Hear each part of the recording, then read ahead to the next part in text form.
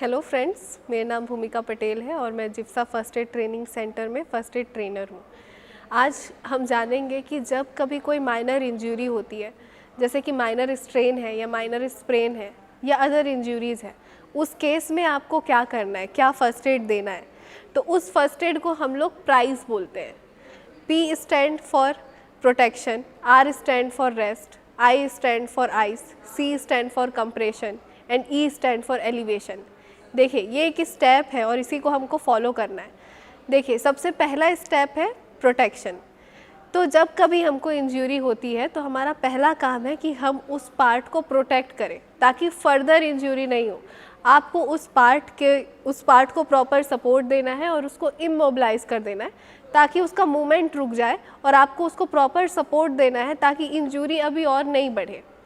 Next, आपको उस body part को रेस्ट कराना है और आपको विक्टिम को भी रेस्ट कराना है। R stand for rest. देखिए, अब आपको ज़्यादा मूवमेंट नहीं करने देना है, क्योंकि सपोज़ हम एक एग्जांपल ले लेते हैं कि किसी को एंकल में स्प्रेन हुआ है, एंकल में किसी को मोच आई है।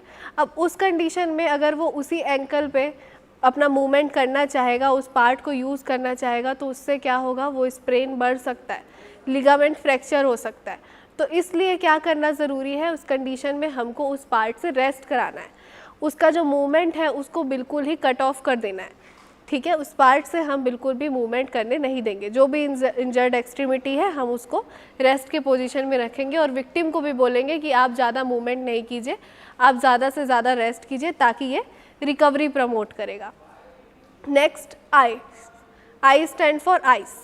देखिए, अब आइस कोल्ड कंप्रेशन हम जानते हैं। जब कभी पेन होता है तो पेन रिलीफ के लिए हम लोग कोल्ड कंप्रेशन का यूज़ करते हैं जब इमीडिएट इंजरी की कंडीशन होती है। तो जब कभी तुरंत चोट लगा है तो हम उसमें हीट एप्लीकेशन नहीं करके कोल्ड एप्लीकेशन करते हैं ताकि पेन को रिलीव कर सके। अब कभी जब इंजरी की कंडीशन है तो ये जाहिर सी बात है कि विक्टिम को एक्सेसिव पेन फील होगा और हमारा काम है कि उस पेन को हमको रिड्यूस करना है, तो हम उसके लिए आइस का यूज़ करेंगे। आपको आइस को क्या करना है, कभी भी याद रखना है कि आइस को डायरेक्टली आपको स्किन में टच नहीं कराना है। आपको कोई कपड़ा लेना है, उसमें आइस को रैप करना है और उस पार्ट में आपको अप्लाई करना है।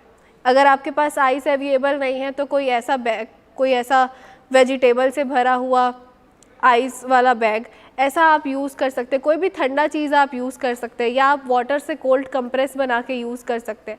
आपको साइट में 20 मिनट्स तक अप्लाई करना है। हर 3 से 4 घंटे में आप उसमें अप्लाई कर सकते हो 20 मिनट्स के लिए, ताकि पेन रिलीफ होता रहे। नेक्स्ट है C स्टैंड फॉर कंप्रेशन। आपको उस पार्ट में कंप्रेशन देना है। देखिए, कंप्रेशन से क्या होगा कि जो स्वेलिंग है वो रिड्यूस होगा। तो इसके लिए आप कोई इलास्टिक बैंडेज यूज़ कर सकते हो, ट्रेनर्स टेप यूज़ कर सकते हो, या आप वहाँ पे कोई पीस ऑफ कॉटन यूज़ कर सकते हो जिससे उस पार्ट में आप कंप्रेशन दे सके, जिससे स्वेलिंग कम हो। नेक्स्ट, लास्ट है elevation. E stands for elevation. Elevation में आपको क्या करना है, वो जो इंजर्ड एक्सट्रीमिटी है उसको एलिवेट कर देना है, मतलब ऊपर कर देना है। ध्यान रखिएगा, बेटर रहेगा कि आप उस पार्ट को हार्ट लेवल के ऊपर कर दें। इससे क्या होगा कि जो ब्लड का सर्कुलेशन है उस पार्ट में वो रिड्यूस हो जाएगा, जिससे वहाँ पे फ्लूइड एक्यूमुलेशन के जो चांसेस है वो कम हो जाएंगे और उससे स्वेलिंग भी रिड्यूस होगा और ब्लीडिंग भी कंट्रोल होगी। तो इसको बोलते हैं प्राइस। जब कभी भी आपके पास कभी स्मॉल इंजरी हुई है, माइनर इंजरी हुई है, तो आपको प्राइस फर्स्ट एड का यूज़ करना है ताकि आप किसी इंजर्ड पर्सन की हेल्प कर सकें। ऐसे और भी नॉलेजेबल वीडियोस को देखने के लिए आप हमारे चैनल को लाइक और सब्सक्राइब कीजिए। आप हमारे क्लासेस को अटेंड कर सकते हैं फर्स्ट एड की, जो कि डिश अप्रूव्ड है, directorate industrial safety health approved.